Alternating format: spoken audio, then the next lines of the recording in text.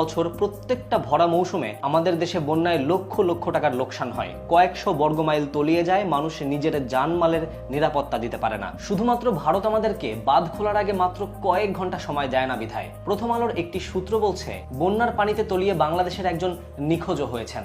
সংখ্যালঘুদের চিন্তায় ভারতের দাদাদের ঘুম নেই, ঘন্টার পর ঘন্টা লাইভ নিউজ করতেও তাদের বাধে না। এত মানব দরদ তাদের। কই, বাঁধ খোলার আগে তো আপনারা একবারও ভাবলেন না কে হিন্দু কে মুসলিম, একেবারে ভাসিয়ে দিলেন। ভরা মৌসুমে আপনারাও ভোগেন, আমরাও ভুগি, কিন্তু শুকনা মৌসুমে বাদ দিয়ে পানি আটকে রেখে নিজেরা ভোগ করেন। এটা কতটা নিচু মানের মন মানসিকতা হতে পারে? এবারের বন্যা সত্যি অনেক ভয়াবহ। প্রথম আলোর একটি সূত্র বলছে, গোমতী পাড়ের কয়েকজন বাসিন্দা বলেন, গত 10 বছরের মধ্যে নদীটিতে এত পানি দেখেননি তারা। অনেক হয়েছে, নদী চলবে নদীর মতো। বাদ দিয়ে নদী আটকানো বা খোলা আমাদের নিয়ে ভারতের খেল তামাশা ছাড়া আর কিছুই না। পানি বন্ধ রেখে পানি বঞ্চিত করার পায় তারা, আর নিজেরা ডুবে গেলে কিচ্ছু না জানিয়ে যাচ্ছে তাই করা।